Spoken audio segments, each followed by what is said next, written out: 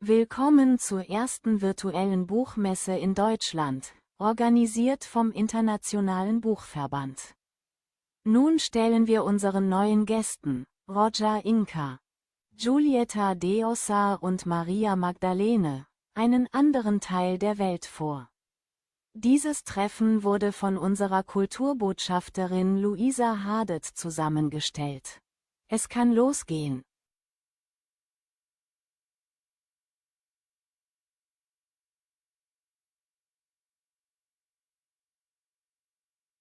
Luisa, estás en mute. Ahí voy. En español les dije, ahí voy. Ahora va mi alemán. Hallo Deutschland. Vielen Dank für den herrlichen Empfang. Danke sehr, Deutschland. Danke sehr, Julieta. Danke sehr, Rodrigo. Y estamos esperando a Roger y María Magdalena, que ya están por entrar. Danke sehr, Rodrigo Díaz. Y vamos entonces con la introducción en alemán. Gracias. So, willkommen an alle zusammen. Mein Name ist Rodrigo Diaz. Ich bin hier nur als Übersetzer, konnte man sagen. Heute werden wir 3 lateinamerikanische Schriftsteller, Schriftstellerinnen zuhören, die uns über Hertha Müller erzählen werden. Und ich werde einfach nur einen Text übersetzen, das die Gruppe geschrieben hat und mir gebeten hat, euch auf Deutsch weiterzugeben. Und dieser Text sagt so: Heute bei dieser kulturellen Veranstaltung wird Literatur zur Brücke.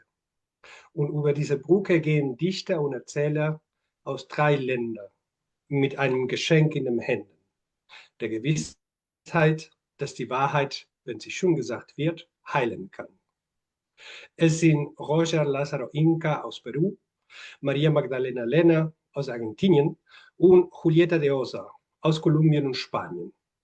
Unter der Leitung der Kulturmanagerin und Botschafterin Luisa Hadet aus Argentinien sprechen sie über die Autoren aus einer intimen männlichen Perspektive, über ihre Biografie und analysieren ihr literarisches Werk als Vermächtnis. Vielen Dank und willkommen. Ah, bueno. Gracias, Rodrigo. Y nos faltan 2 participantes. Un abrazo, un saludo muy especial, admiración, a la escritora alemana Herta Müller. Esperemos que sea del agrado de esta escritora este humilde homenaje que está comenzando. Ya me voy a comunicar con los otros compañeros a ver si tienen dificultades de internet.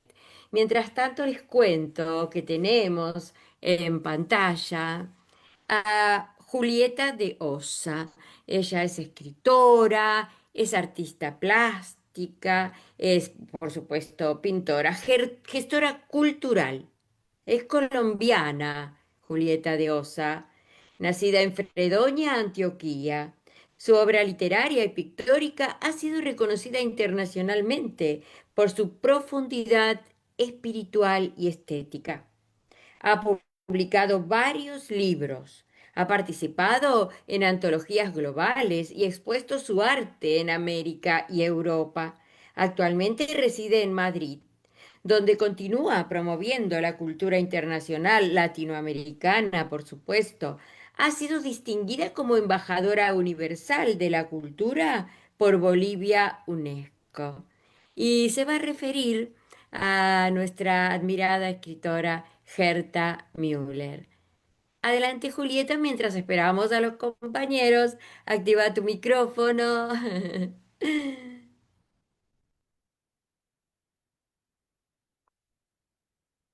Bueno, saludarlos especialmente a todos, agradecer a la Confederación Internacional del Libro, a César Salvatierra, a Alan Morales, a nuestra gran gestora cultural, Luisa Jaded, embajadora de Cultura Universal, bueno, a mis compañeros panelistas que ya he tenido la oportunidad de estar con ellos en algunos homenajes y especialmente agradecer a Rodrigo, nuestro traductor en alemán que tuvo la gentileza de contarles lo que queremos expresar este grupo de amantes de la literatura y de escritores acerca de esta gran escritora. Mi tarea es hablar un poco de su biografía y desde esa faceta humana. Entonces tengo para decirles que Herta Müller es una escritora alemana de origen rumano. Nació el 17 de agosto de 1953. Es reconocida mundialmente por su obra literaria, que aquí tenemos esa primera esencia, y es que denuncia la opresión y el totalitarismo. Recibe además el Premio Nobel de la Literatura en el 2009. Entonces estamos hablando con una novelista grande, con una gran poetisa, con una gran ensayista que es ícono inclusive de lo que es la literatura y de lo que representa. Para hablar de su origen, tengo para decirles que nació en Nichidorf, una aldea germanohablante en la región de Timisoara, de Rumanía. Es hija de campesinos o abados y su infancia estuvo marcada por un trauma muy importante familiar y fue que su padre fue miembro de la Waffen-SS durante la Segunda Guerra Mundial. Pero lo que más marcó a esta escritora es que su madre fue deportada a un campo de trabajo soviético en Ucrania. Estudió filología germánica y rumana en la Universidad del Oeste en Timisoara entre 1973 y 1976. Durante esos años universitarios se vinculó con un grupo literario que defendía la libertad de expresión bajo un régimen dictatorial. Su vida estuvo marcada desde el comunismo como trabajando como traductora en una empresa de ingeniería, pero fue despedida por negarse a colaborar con la policía secreta. Esta experiencia marcó profundamente su obra, donde ella denuncia la vigilancia, el miedo y la represión cotidiana en los regímenes totalitarios. Dentro de su exilio y de su carrera literaria nos vamos al año 1987, que se exilió en Alemania, estableciéndose en Berlín. Desde entonces ha sido una profesora invitada a varias universidades y también miembro activo de la vida cultural alemana. De su obra hay mil cosas que decir, que están escritas en alemán, que su obra se caracteriza por una prosa poética, fragmentada y profundamente simbólica, que sus libros exploran temas como la identidad, el exilio, la censura, el lenguaje y la memoria. No me voy a detener en sus obras más importantes porque sé que otros compañeros lo van a hacer, pero sí quiero hablar un poco desde su biografía, desde los reconocimientos. Y uno de ellos fue lo que ya les decía al principio, Premio Nobel de Literatura en el 2009. La concentración de su poesía y la franqueza de la prosa, donde ella describe los paisajes de los desposeídos y también ha sido galardonada con premios como Frank Kafka de Ricarda Huch, y su ocupación actual de esta gran mujer es, aparte de ser escritora, es lingüística, es poetisa, traductora, novelista, ensayista y actualmente reside en Berlín, Alemania. Cuando yo me voy a esa parte humana, a ese análisis que hago de esta gran escritora, la describo como el refugio frente al miedo y les voy a contar por qué. Porque ella no escribe desde la comodidad de su contemplación, sino desde la urgencia de la memoria. Su obra nace de una infancia marcada por el silencio, el exilio y la vigilancia. No es casual que sus palabras parezcan fragmentos de vidrio, que cortan, que reflejan, que resisten. En cada frase hay una búsqueda de sentido, una tentativa de construir lo que es el totalitarismo que ella siempre ha querido borrar en su obra. Creció entre los ecos de la guerra que no vivió, pero que habitaba desde su casa. Su padre, al ser excombatiente nazi, y su madre deportada a un campo soviético, le legaron una historia rota, llena de ausencias, de secretos, y ella desde joven entendió que el lenguaje no podría ser tanto una herramienta de control, sino un acto de libertad. Por eso su escritura no es complaciente, es una forma de desobediencia íntima. En sus libros, los personajes no gritan, susurran, no se revelan con estruendo, sino con gestos mínimos, con la ternura de quien aún cree que la dignidad humana se puede recuperar. Ella no idealiza el sufrimiento, pero lo convierte en materia poética. Por eso sus poemas enfocan mucho el dolor. Su visión del mundo está atravesada por la conciencia de lo frágil, por la certeza de que el poder puede transformar incluso el alma y por la esperanza de que la belleza, aunque sea mínima, puede sobrevivir. En ese anhelo que yo le descubro a esta gran escritora a través de su obra, me doy cuenta que no persigue la fama ni el reconocimiento, es tener un derecho a nombrar lo innombrable y a contar lo que otros prefieren olvidar. En ese universo, en su poesía, es testimonio, es la forma más pura de resistencia frente al miedo. Y en sus propias palabras yo me atrevo a tratar de descifrar lo que ella nos sigue recordando y es un acto de coraje, que la memoria es un campo de batalla y que la literatura puede ser un refugio para quienes han sido despojados de todo, incluso de la voz. Nadie puede arrancar la raíz del canto, aunque la tierra tiemble bajo los pies. Resistir es bordar con hilos invisibles la memoria que otros quisieron destejer.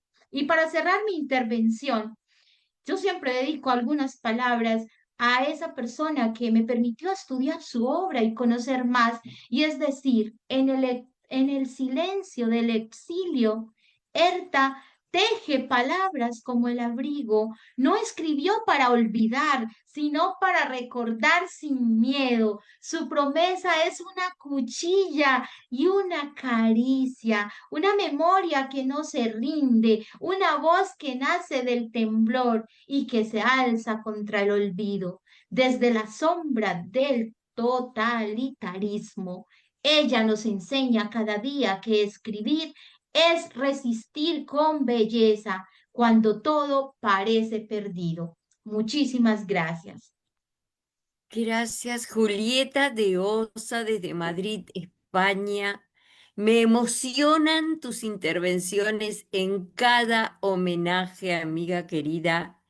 Y esperemos que Gerta, que le voy a hacer llegar este homenaje, por supuesto, pueda tener un traductor para tus palabras, porque son excelentes, maravillosas, descriptivas.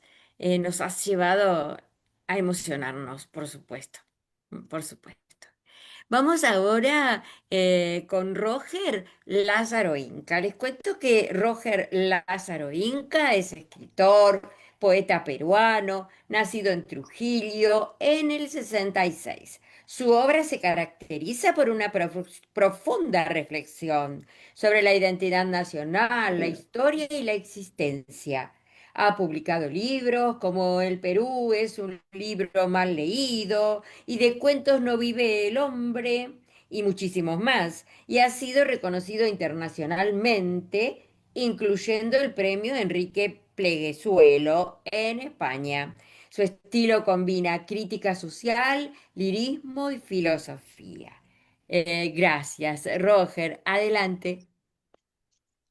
Luisa y a todos los compañeros que están integrando este homenaje, un buen saludo para todos y para todos los que nos ven o nos escuchan luego.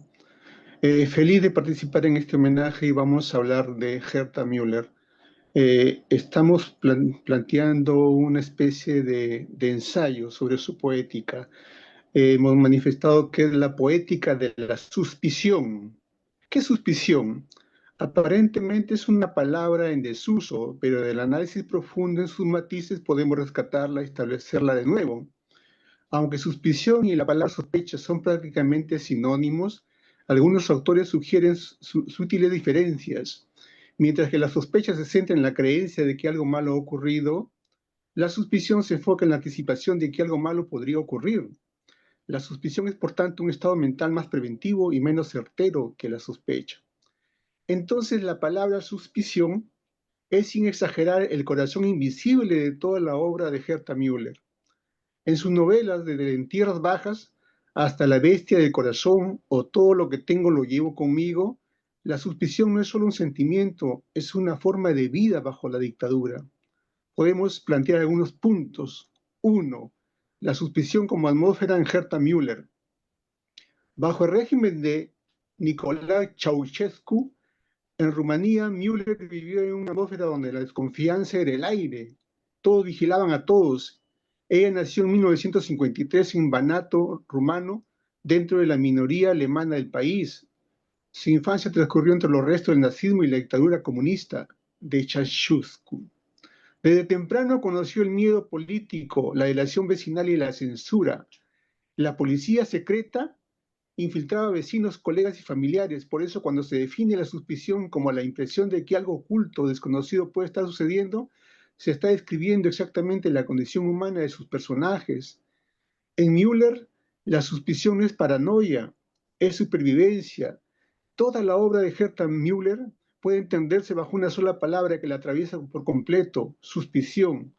La palabra designa la intuición de que algo oculto o peligroso está sucediendo. En la literatura de Müller, esa intuición deja de ser un sentimiento pasajero para convertirse en una forma de conocimiento, en el modo de percibir un mundo donde la verdad ha sido confiscada por el poder. 2. Suspición del poder y del lenguaje. En su obra, por ejemplo, En Tierras Bajas, publicada en 1982, y El hombre es un gran faisán en el mundo, publicada en 1986, Müller muestra cómo el totalitarismo contamina las relaciones humanas y corrompe la lengua. El poder político impone un discurso único y las palabras pierden su inocencia. La suspición se instala entonces no solo entre las personas, sino también entre el escritor y su idioma. Por eso su prosa es fragmentaria, llena de silencios y cortes. Cada frase parece buscar resguardo, cada palabra vigila la siguiente.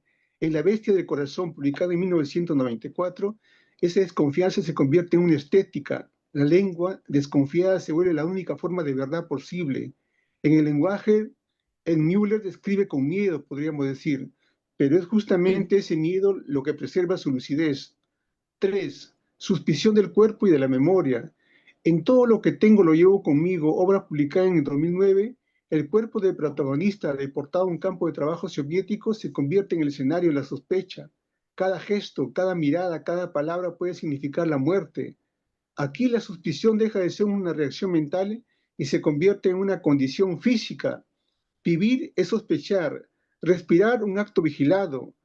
La memoria asimismo está marcada por la duda. Los personajes recuerdan sin saber si sus recuerdos son reales o producto del miedo. En Müller la memoria misma es sospechosa porque el poder la ha manipulado. La narradora desconfía incluso de su propia voz. Escribe como quien recompone un espejo roto. 4. La estética del fragmento la forma como sospecha. El estilo de Müller es inconfundible. Frases cortas, imágenes súbitas, asociaciones poéticas, orden brusco. Esa fragmentación no responde a una moda postmoderna, sino a una necesidad moral. El discurso continuo pertenece al poder, el fragmento al individuo libre. Su lenguaje se comporta como una mente en estado de suspición, alerta, interrumpida, sin certezas. En sus collages visuales, como El guardabosque dormido, Recorta palabras de los periódicos y las recompone creando una poética de la vigilancia. Son palabras rescatadas de la propaganda, emancipadas del control político. Ahí la suspición se vuelve un gesto de libertad estética. Quinto, suspición como ética de la lucidez. Toda la literatura de Herta Müller está guiada por una ética, la desconfianza frente al poder y frente a los discursos de que lo legitiman. Desconfiar no es un acto de debilidad, sino de resistencia. La suspición, como hemos señalado al inicio, es un estado preventivo, una intuición de que algo malo podría ocurrir. En Müller ese presentimiento constante es lo que la mantiene viva, es lo que mantiene viva la condición humana. Solo quien sospecha puede seguir siendo libre, parece decir toda su obra. La suspición entonces se transforma en virtud, una lucidez que preserva el sujeto de la manipulación. Quinto, y como conclusión podemos decir que escribe bajo sospecha. Herta Müller convirtió la suspición en una forma de escritura. Su obra desconfía del mundo, de la lengua y del recuerdo, pero en esa desconfianza encuentra belleza. Por eso su Nobel no fue solo un reconocimiento político, sino una afirmación estética. La verdad literaria solo puede surgir de la mirada que duda. En su universo cada palabra lleva la sombra de un peligro, cada silencio contiene una herida y cada frase se levanta como una pregunta contra la historia. La suspición finalmente no destruye, salva. Es la forma más alta de inteligencia en tiempo de la mentira, la conciencia que aún vigila cuando todos los demás han aprendido a callar. Podríamos decir que la suspición es el prólogo del miedo y el epílogo del silencio en la obra de Herta Müller. Pero debemos detenernos aquí para establecer algo puntual. La suspición no queremos imponerla como el manantial que irriga toda la obra de Müller, no se nos ocurre rescatarla del desuso para sembrar este pequeño homenaje, sino que debemos precisar que en la literatura y el arte tal vez haya sido en algún momento el motor narrativo en la estructura del suspenso y pocos se hayan dado cuenta y ahora lo introducimos en el análisis de la obra de Müller, pero debemos saber que, por ejemplo, en Halle de Shakespeare, la suspición del príncipe respecto al asesinato de su padre genera toda la tragedia. En el proceso de Kafka, la suspición se transforma en paranoia. El personaje vive bajo un sistema que lo acusa sin razón conocida.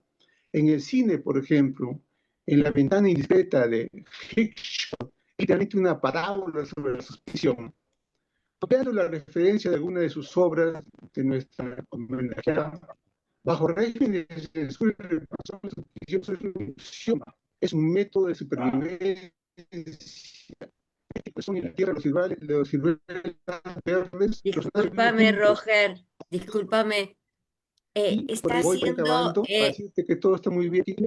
sí, sí, está excelente tu exposición, pero es una pena que, por lo menos yo lo escucho así, no sé si los compañeros, el sonido hace como unos cortecitos y tal vez si sacás la cámara nos vamos a privar de tu imagen tan hermosa, pero como para poder escuchar mejor, porque es muy interesante lo que nos estás diciendo.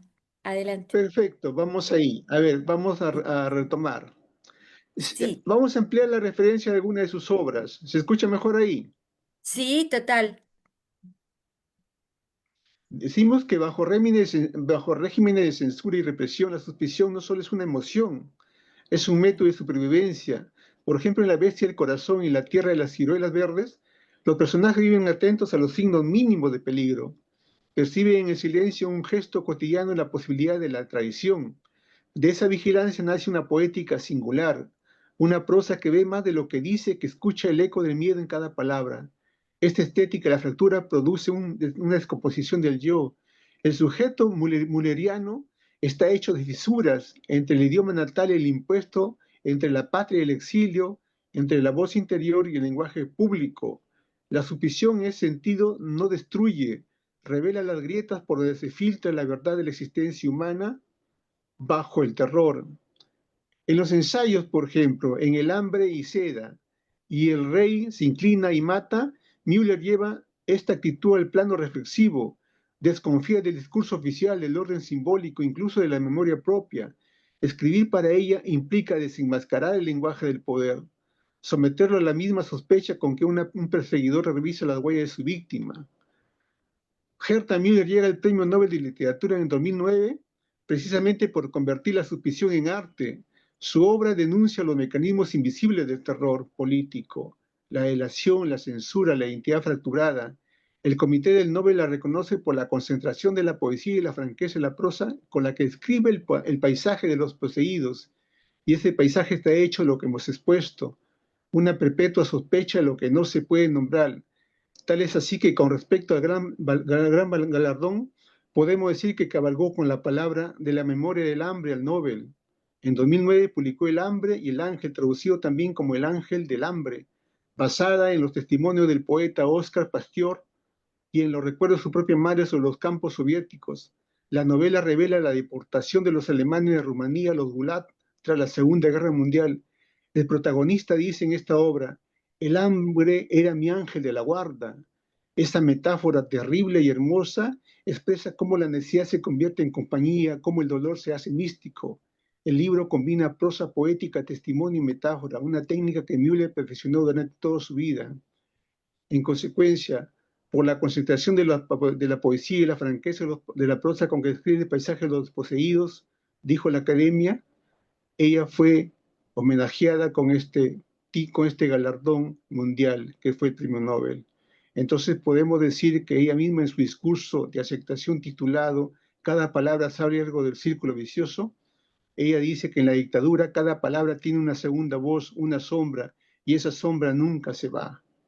Eso es lo que nosotros podemos establecer como un homenaje, y hablando de la suspición como un manantial que recorre toda la obra literaria de nuestra homenajeada Herta Müller.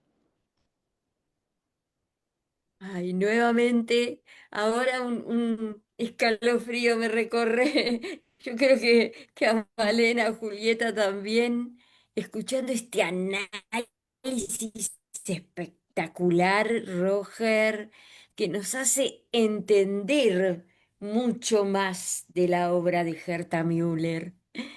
Vamos a ver ahora a escuchar a nuestra querida Malena. Ella es María Magdalena Lerner, desde Argentina. Es nacida en Chosmalal, provincia de Neuquén, Argentina. Es profesora para la enseñanza primaria, castellano, latín, profesora superior de piano. Es formadora de formadores. Ha participado en congresos de la lengua, autora de más de 20 libros para niños y para docentes. Su desempeño en la docencia abarca todos los niveles.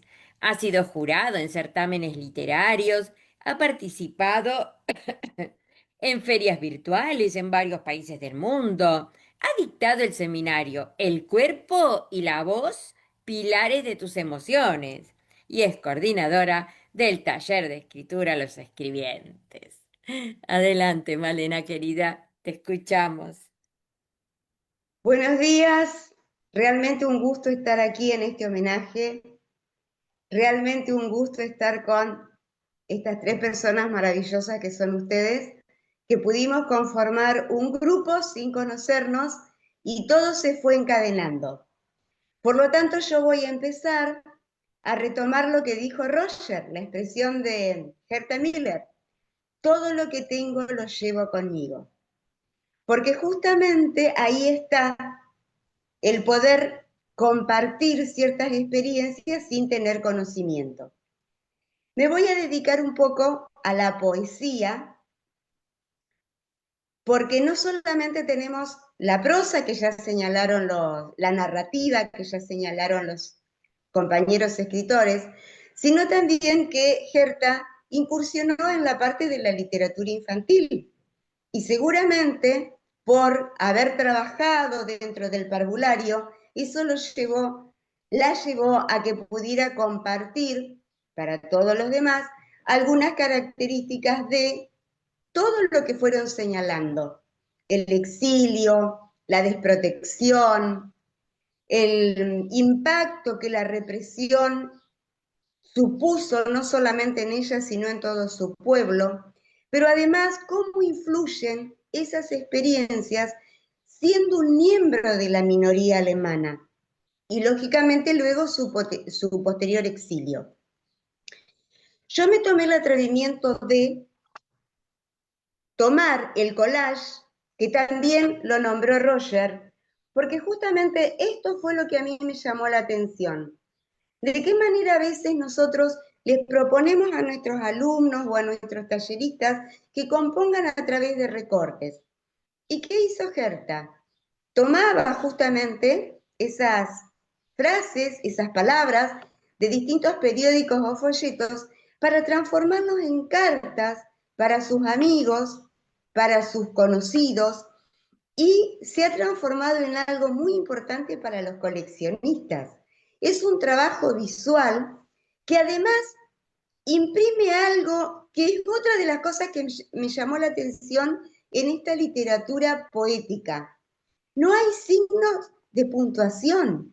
Entonces, ahí hay un trabajo que el lector tiene que ir reponiendo y poder conocer todos esos detalles que tanto Julita como Roger fueron explicando, tal vez nos puede acercar un poco más a poder sustraernos de ese momento tan complicado que fue justamente para este grupo de personas en el que involucramos a Herta Miller, y cómo ella puede reponer a partir de cuestiones que son cotidianas, que son simples, que tienen que ver con la naturaleza, una poesía.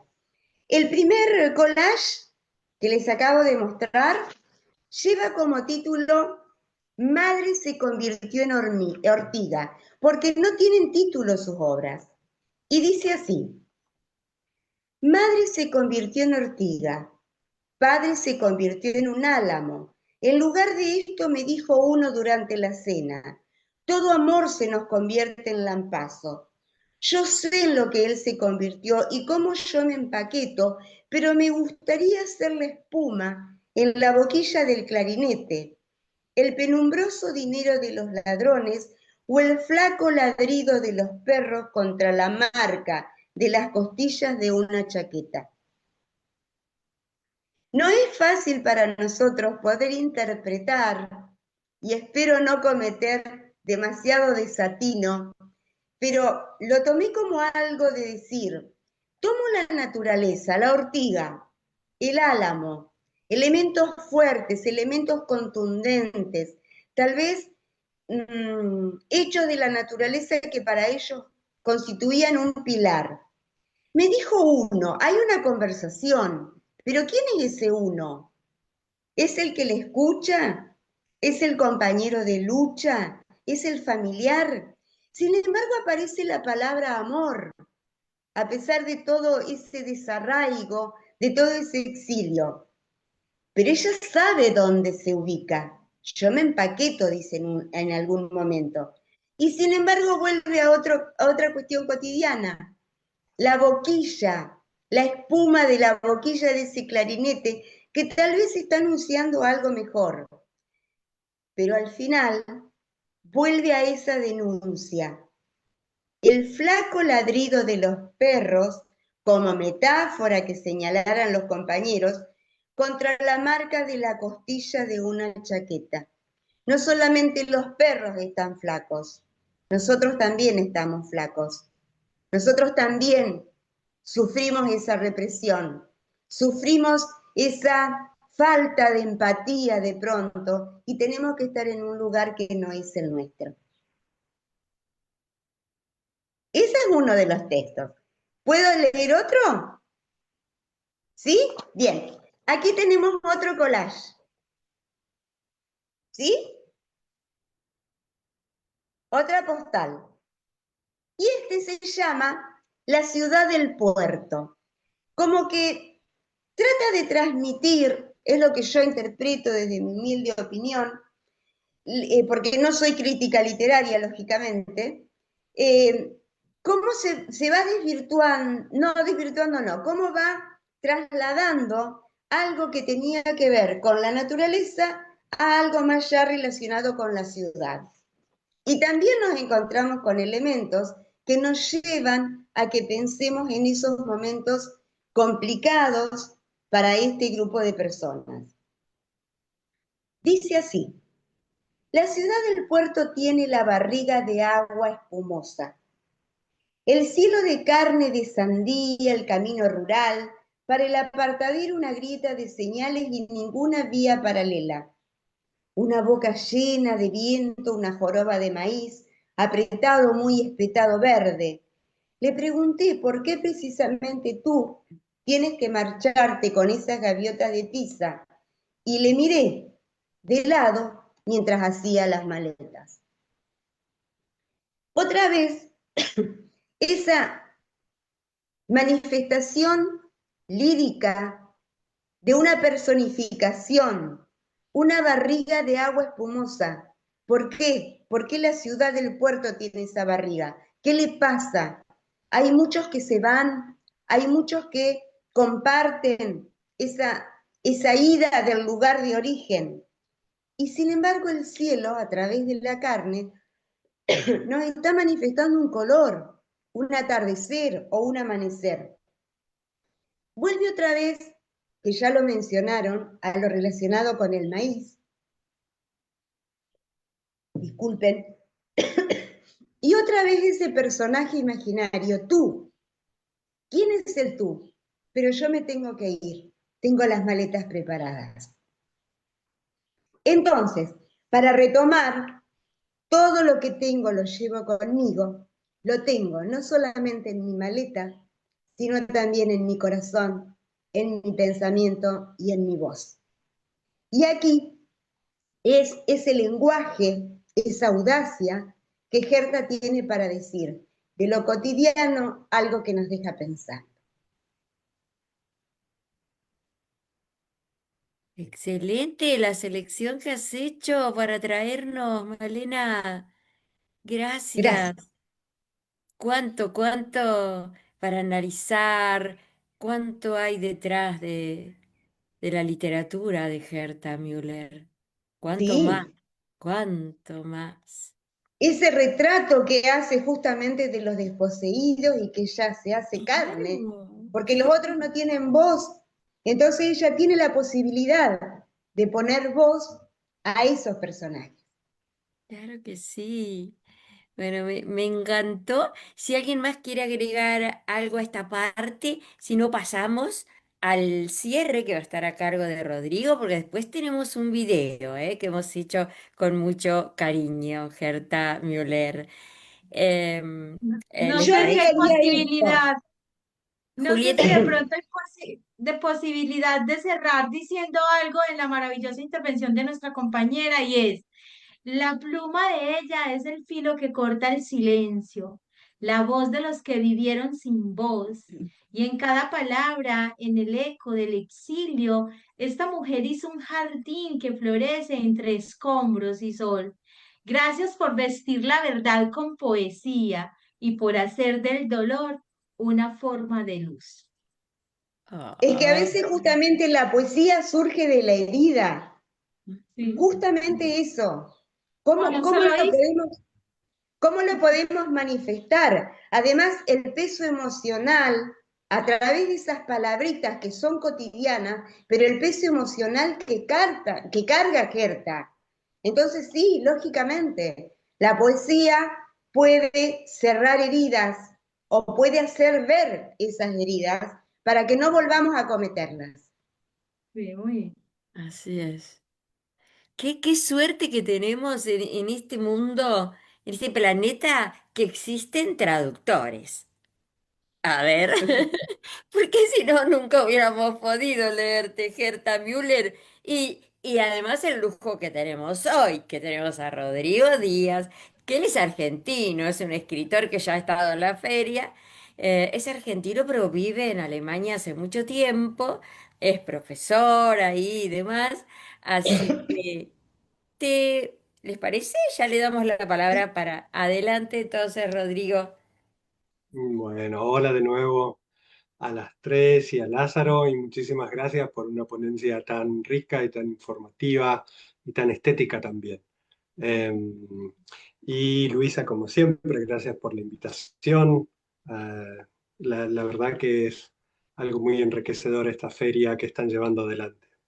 Y de nuevo, bueno, paso al alemán, perdón. Diese wunderschöne Gruppe von Schriftstellerinnen von Schriftsteller haben mir gebeten, was vorzulesen, was zu übersetzen, das sie schon geschrieben hatten. Und das werde ich jetzt machen. Da steht: Heute im Herzen des Wortes, wo Stille zur Erinnerung und Tinte zur Narbe wird, umarmten sich 3 Bruderländer, Peru, Kolumbien und Argentinien, in eine Geste der Dankbarkeit und Ehrfurcht. Sie verbinden weder eine Grenze noch eine Sprache, sondern das Echo einer Stimme, die es verstand, Schmerz mit Schönheit zu benennen. Die Stimme von Hertha Müller. Die Schriftsteller von dem Anden bis zum Mittelmeer, von Dschungel bis zur Hochebene, versammelten sich nicht nur, um ihr Tribut zu zollen, sondern um in Müller eine Seelenverwandte zu erkennen, eine Sprachkünstlerin, die das Exil in Poesie und die Unterdrückung in Widerstand verwandelte. Diese Hommage ist keine formelle Geste. Es ist eine Geste der Seele. Es ist das Wort, das sich vor einem anderen Wort verneigt. Es ist das Feuer, das in jedem Vers entfacht wird, denn sie als Leuchtfeuer hinterlässt. Es ist die Anerkennung, dass ihr vermächtigt nicht nur Deutschland gehört, sondern der ganzen Welt. Vielen Dank. Eso fue. Gracias. Y gracias. Todos los idiomas tienen algo tan dulce y tierno cuando lo escuchamos en alguien que lo sabe hablar, que nosotros. Ay, ay, ay.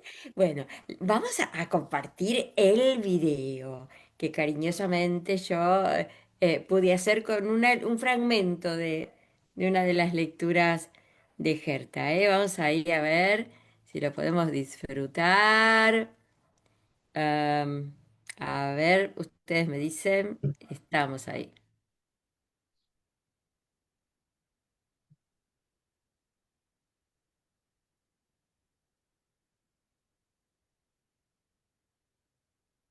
De esta manera, amigos queridos, ay, perdón, gracias a todas las personas que nos siguieron por el Face.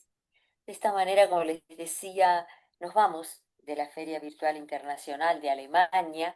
Muchas gracias a la Confederación Internacional del Libro, a César Salvatierra y a Alan Morales.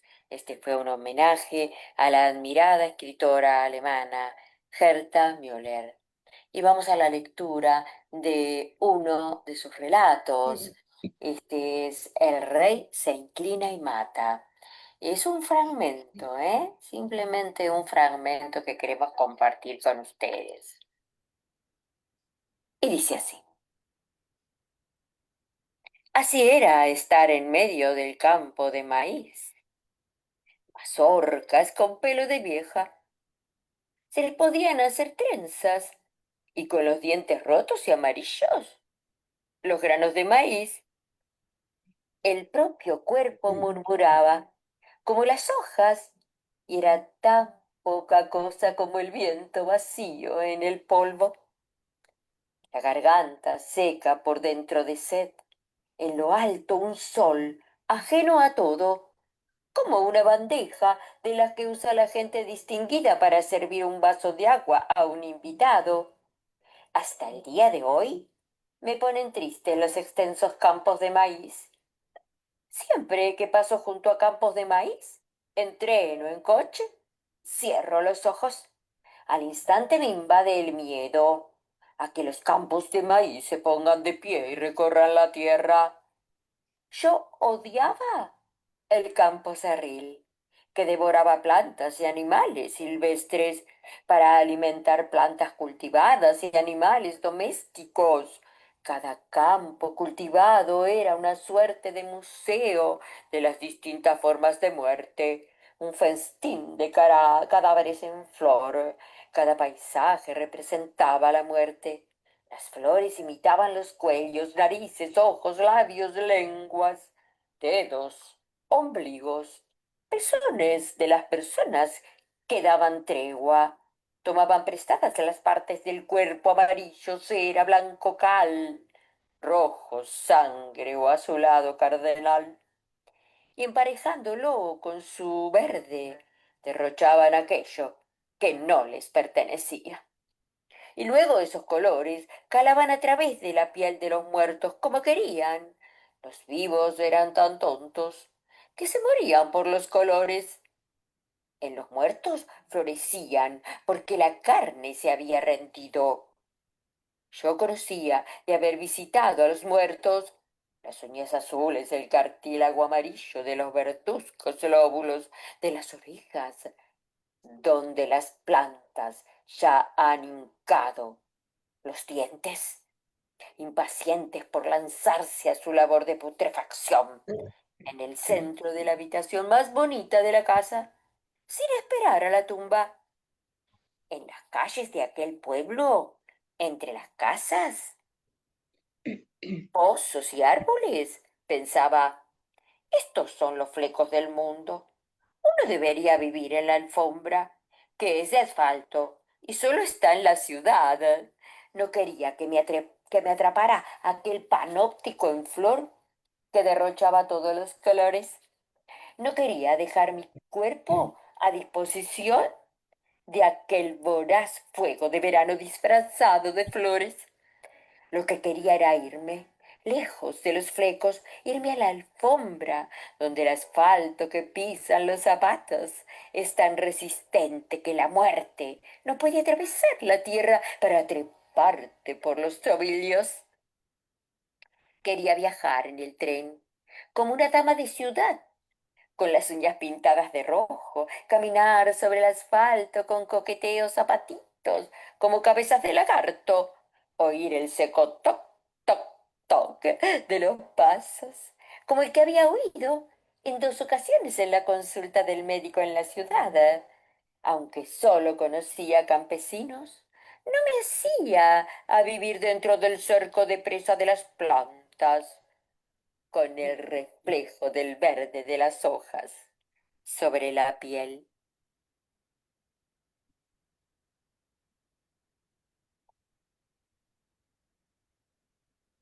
No dejaba de pensar que el campo tan solo me alimentaba porque habría de devorarme más tarde. Para mí era un verdadero misterio que alguien pudiera confiar su vida a un entorno que a cada paso te mostraba que eras candidato al festín de la muerte. Era un fracaso, que no me convenciera lo que hacía y que no confiara a nadie lo que rondaba por mi cabeza. Tenía que dar de sí cada momento, tanto que fuera imposible llenarlo con nada de alcance humano. Yo misma provocaba la plena irrupción de la fugacidad. Era incapaz de encontrar la medida soportable de atenerme a lo común. Escurrirse de la propia piel para caer en el vacío es exponerse del todo. Yo quería reconciliarme con el entorno y me quemaba en él. El entorno acababa haciéndome pedacitos, tantos, que luego me era imposible recomponerme. De un modo incestuoso, según me parece ahora, anhelaba una relación normal y me cerraba a ella, porque era incapaz de dejar las cosas tal y como eran. Sobre todas las cosas, habría necesitado la paz interior, pero no había entendido cómo lograrla. Creo que desde afuera no se me notaba nada. Hablar de ello ni se me ocurría. Aquel avispero mental tenía que permanecer oculto. Además, en el dialecto de mi pueblo no había palabras más allá de los adjetivos vago, que se usaba relacionado con lo físico y profundo, que se usaba para todo lo relacionado con la mente. Yo misma tampoco tenía palabras para lo que me pasaba. Ni siquiera, ni siquiera hoy tengo esas respuestas. Herta Müller. Gracias por toda tu literatura y nos vamos. Muchas gracias a los participantes en este homenaje en vida. Bueno, ahí no sé si quedaba unos minutitos más. Yo quiero, antes de irnos, agradecer a las personas que nos están siguiendo por Facebook, ¿m? A Radio Conciencia Top New, que está ahí desde la primera hora, disfrutando, a Mariana Det, a María Fernández también.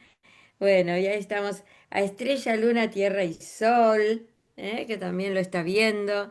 Mucha gente disfrutando por Facebook. Ellos están ahí y no ponen comentarios, pero los estamos ahí viendo. Gracias por seguirnos. Importante todo esto. Gente, les súper agradezco, para mí un privilegio, un aprendizaje cada homenaje, ¿eh?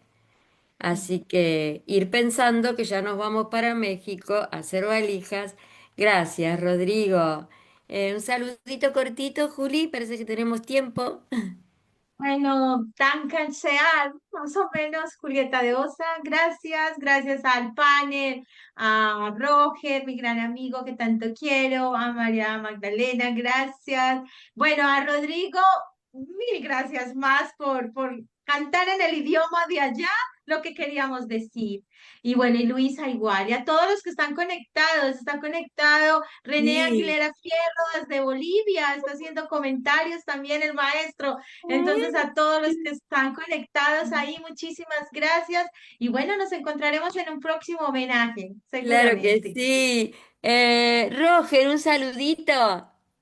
Bueno, gracias Luisa, gracias a todos los compañeros que hemos hecho este homenaje a Herta Müller. Yo mantengo mi posición muy, muy especial de decir que en la obra de Herta Müller siempre vamos a hablar de la suspición, que es un idioma sin gramática, el único que sobrevive cuando todas las palabras son vigiladas. Gracias y hasta la próxima, si habrá próxima. Gracias, Roger. Malena, un saludito. Tuvimos tiempo hasta de saluditos. El saludito y todo.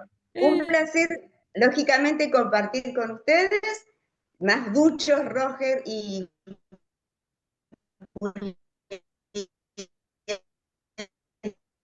Gracias, Malena, muchas gracias.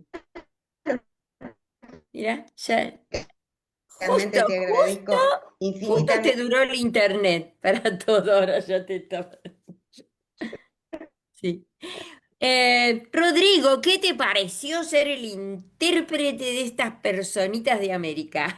Bueno, Me pareció muy bonito y les agradezco de nuevo mucho la invitación y mucho la información también. A mí, sin ser parte, digamos, integral de la mesa, solamente intentando traducir un poco lo que ustedes querían comunicar, la verdad que para mí fue muy enriquecedor y pude conocer un poco más a esta autora, que en este momento es compatriota, digamos. claro que sí, nos queda pendiente una buena entrevista para la radio sobre tu libro, que es una cosa impresionante, gente. No saben lo que es el libro. Cuenta una historia de migración, de sacrificio, de estar al borde de la muerte, con un protagonista de la historia que vive y con el cual Rodrigo se pudo comunicar y a través de entrevistas cuenta esta historia. Nos vamos, nos vamos de Alemania, muchas gracias. Nuevamente, Herta Müller, muchísimas gracias. Si te llega este homenaje, esperemos buenos mensajitos. Bueno, nos vamos a decirle a Eddie, nuestro asistente en vivo, que ya puede disponer del espacio, si está tan atento tal vez, ¿m? Porque nos quedaron algunos minutitos.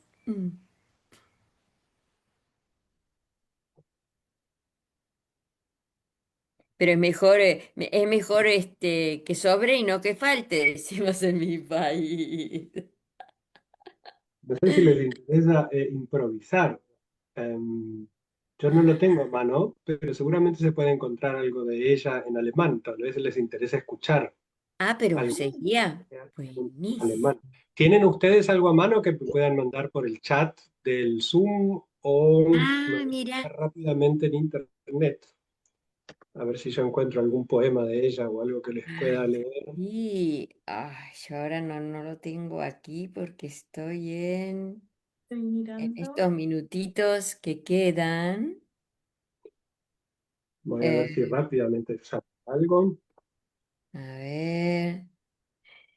Bueno, Creo que aquí estamos tengo así uno. finalizando el homenaje a Herta Müller, la escritora alemana, que en el 2009 recibió el premio Nobel, ¿sí? Y ya te hemos descrito lo que pudimos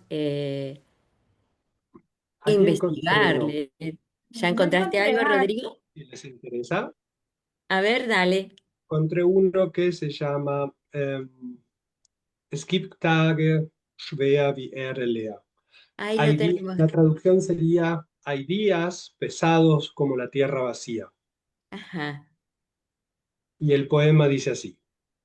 Es gibt Tage schwer wie Erde leer, wie Wasser, manche Leute saufen, sich den Kapitän schon andere sehen, auf dem Boulevard in der Innenstadt. Den Hut im Quadrat ich stehle, manche Tage meinen Wecker auf, die Kuchenwaage. Wir wohnen hier in 10. Stock, nur gehört unser Wohnblock schon ab Schulterhöhe zur himmlischen Monokultur, sagt Sascha, der Herr, Veterinär von Hippodrom. Er sitzt schräg und richtet sich mit dem Teelöffel die Haare. Wenn ich ihm zu lang im Spiegel seine Tasse reden lasse, obendrein zieht er ein Stück extra fein Draht aus seinem Jackett, sehr zu empfehlen gegen die Nervosität, meint er wirklich sehr. Ay, qué bonito. Oh. Yo pasé lo ¿Sabes que qué? dice, madre se convirtió en una ortiga, por ahí lo pasé, Sí, mira, ahí lo lo dice. tenemos en el chat, pero escúchame, yo sabes que escuchando todo esto pienso, ¿qué debe sentir una autora, una escritora como Herta o cualquier otra escritora escuchar su obra en otros idiomas? Acá lo escuchaste en alemán, pero cuando nosotros, o por ejemplo el video que hice yo, ¿no? Un texto, un fragmento en español, ¿sabes qué debe pensar? Que cuando escribimos las obras, llega un momento que ya no son nuestras, ¿entendés? Mm. Claro, Que los autores una vez ya que no somos dueños porque vuela una obra, además más después de un premio Nobel, por favor. Dale, Rodrigo, con Estoy viendo a ver si lo encuentro. en el chat de acá del Zoom, abrí el chat. Ah, bueno, sí, está en castellano. ¿Quieren que lo lea en castellano? Sí, sí, sí, ya lo Bueno, pasé en A castellano, ver, y sí. si podés. ¿quieren lo leo en castellano? Bueno, El título es entonces Madre se convirtió en una ortiga. La traducción es de José Luis Reina Pelazón y el poema dice así. Madre se convirtió en una ortiga. Padre se convirtió en un álamo. En lugar de esto, me dijo uno durante la cena, todo amor se nos convierte en lampazo. Yo sé en lo que él se convirtió y como yo me empaqueto, pero me gustaría ser la espuma en la boquilla del clarinete, el penumbroso dinero de los ladrones, o el flaco ladrido de los perros contra la marca de las costillas de una chaqueta. ah, Bien. wow. Mm. ¿Y en Bueno, alemán bueno. cómo sería? Digo, ¿podés en alemán?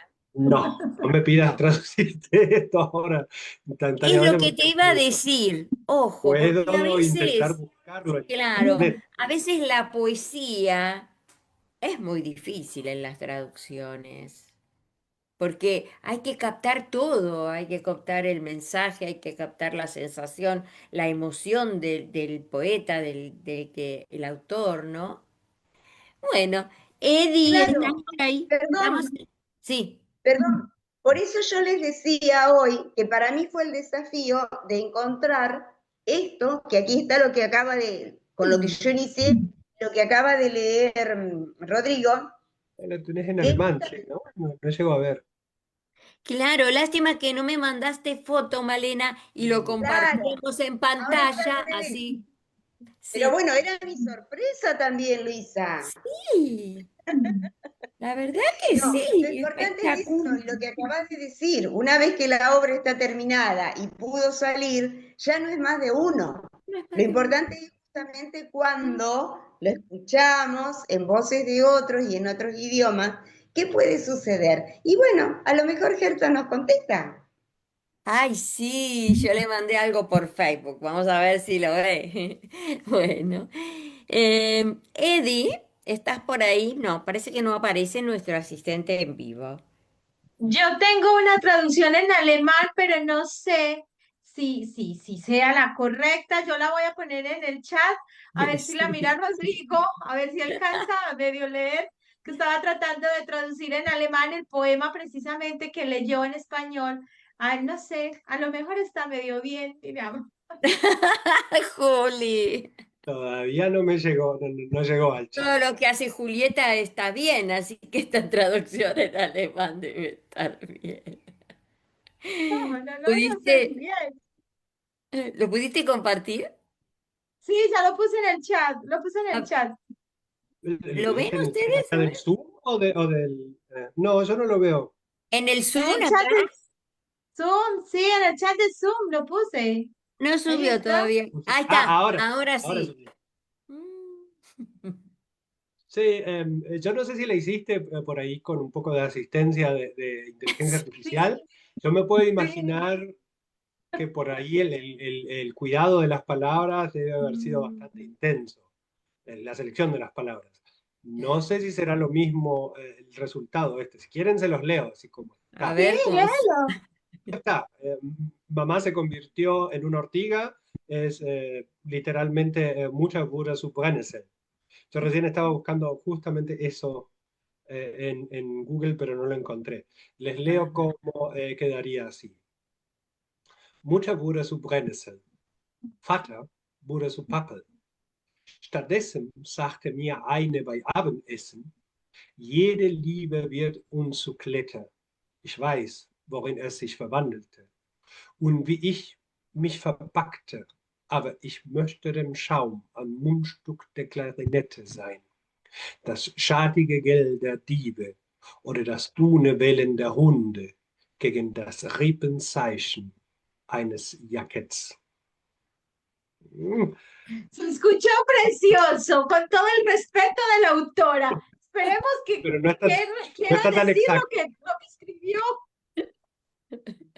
Bueno, No yo si está, hay tiempo tengo otro collage, Otro collage, otro dale. collage, y este se llama Entonces vino un hombre con un diente. Cómo eso se va repitiendo la personalidad de estar con otro. Saca la cámara. Entonces vino un Ah, pero no vemos el collage. Porque se te va el internet y hace el. Se distorsiona el sonido. Ah, pero no, léelo. Bueno, ahora vino un hombre sí. Vino. vino un No, yo hombre te con un decía que diente. saques tu cámara para que se te escuche bien porque se estaba entrecortando por el internet. Ah, bien, bien. Ahora sí. Ahora sí, dale.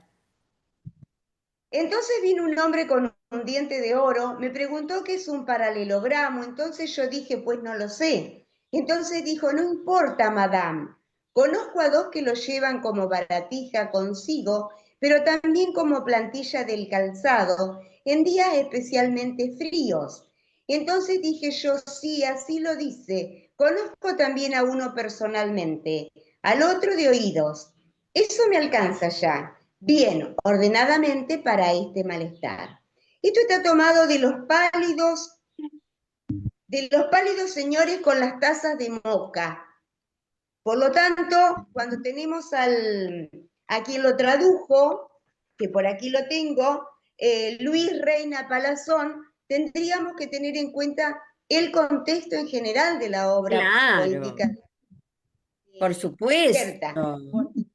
por que supuesto. logramos oro Y con sí, una más mazorca bien, cocida. todos sabemos que es un paralelogramo para nosotros los argentinos, pero vaya a saber para los alemanes, y menos para Gerta. Después Gerta nos va a hacer una crítica a nuestro homenaje, por favor. Esperemos que haya sido del agrado. Gracias nuevamente, Julieta, Roger, Malena y Rodrigo. Y los esperamos en próximas presentaciones